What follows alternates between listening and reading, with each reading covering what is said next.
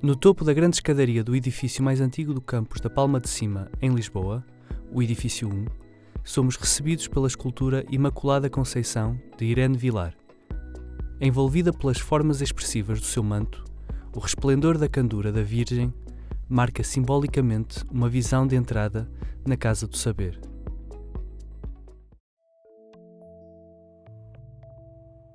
A escultura Imaculada Conceição, como o nome indica, representa uma imagem da Virgem, que se diz Imaculada porque terá concebido, Conceição de Conceição, terá concebido sem mácula. Esta imagem é uma imagem que foi definida na sua iconografia no âmbito da Reforma Católica, não é? No século XVII, Francisco Pacheco, num tratado sobre pintura, define exatamente aquela que viria a ser a iconografia adotada nesta representação. A Virgem representada com um manto azul sobre uma túnica branca. A representação também, por vezes do círculo, outras vezes apenas a lua em pontas. Algumas vezes a luz solar por detrás, o irradiar, portanto, a partir do coração e, como acontece aqui também neste caso, a representação do dragão como a vitória da pureza sobre o mal. Próxima do modelo de Bartolomé Esteban Murillo, do século XVII, e incluindo os elementos tradicionalmente presentes na representação da Imaculada Conceição, esta escultura é uma interpretação original do cânon cristão. A escultora Irene Vilar foi uma escultora ligada a uma abordagem, digamos, mais modernista, com alguns compromissos, e em que se interpreta as convenções de uma forma bastante mais livre. Na verdade, nós não vemos uma auréola propriamente à volta da sua cabeça, mas sim à volta do tronco estão colocadas as estrelas. O manto que a recobre nesta escultura adquire formas que têm a ver com a pesquisa formal que a própria escultora faz.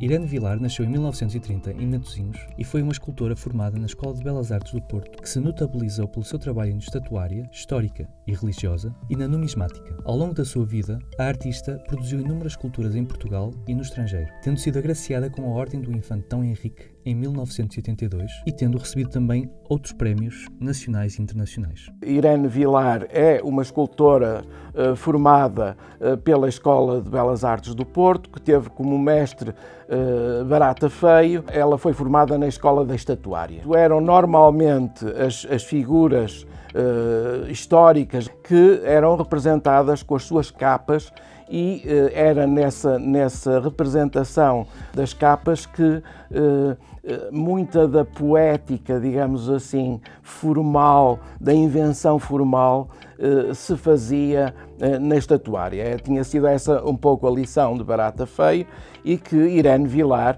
irá desenvolver, não é? E dar continuidade. Do ponto de vista estético, a escultura de Irene Vilar é uma escultura que denota esse cunho expressivo de uma forma por vezes até violenta. Outra obra em que se pode notar esta violência expressiva de Irene Vilar é a escultura Universo 3+4, no Parque de Nova Sintra, no Porto, em que José Guilherme Abreu destaca o efeito decorativo algo surrealizante que assinala a aproximação da escultora a uma simbologia de pendor esotérico. Já Anjo de Portugal, que evoca a aparição do anjo aos três pastorinhos no Poço do Arneiro, em Fátima, apresenta para Maria Luísa da Silva Pimenta Coelho a simbiose entre o retrato físico do anjo e a envolvência através dos movimentos diáfanos que a exprime no material. Para José Guilherme Abreu, podemos descobrir em algumas obras de Irene Vilar a dialética entre transgressão e regressão, que caracteriza a pós-modernidade. Esse é o caso do pequeno busto de Camões, encomendado pela Câmara Municipal do Porto em 80. Diz José Guilherme Abreu que existe transgressão ou ruptura com a representação da tridimensionalidade a partir do conceito tradicional de Ronde-Posse. E existe regressão ou revivalismo na medida em que se verifica um retorno à representação mimética do homenageado a partir da iconografia e da narrativa histórica. Para ilustrar esta ideia, Abreu sugere o olhar vazio do poeta, que exprime o vazio que absorve e absolve todas as contradições, nomeadamente a atração, repulsão, da cultura contemporânea relativamente à memória. Desta forma, recolocando, sem resolver, a problemática da comemoração. Para o investigador, este modelo será depois seguido na escultura à memória de Flor Bela Espanca, em Matosinhos, e nas máscaras de Fernando Pessoa, que implantará com o patrocínio da Fundação Engenheiro António de Almeida, no Brasil e em Bruxelas. Será também de destacar o seu trabalho na numismática, em que a sua expressividade formal é mais evidente. Na criação de moedas e medalhões, a artista segue uma metodologia oposta à estatuária, ao começar por desenvolver modelos de grande dimensão, que depois serão reduzidos à escala destes materiais. De um modo geral, pode-se dizer que a produção de Irene Vilar pôs grande ênfase na produção em bronze, não é? Portanto, elaboração de um primeiro modelo em argila, passagem da argila a gesso e depois, então, a finalização com a sua conversão no bronze, não é?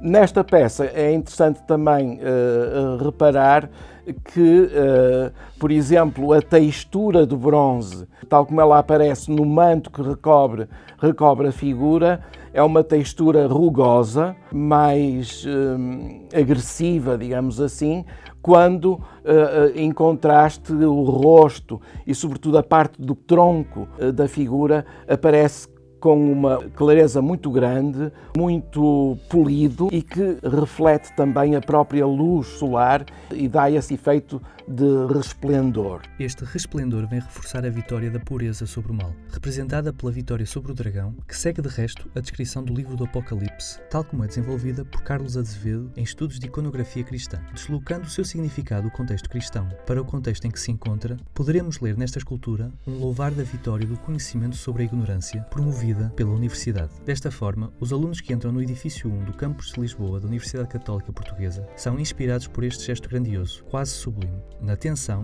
entre a tradição e a inovação formal.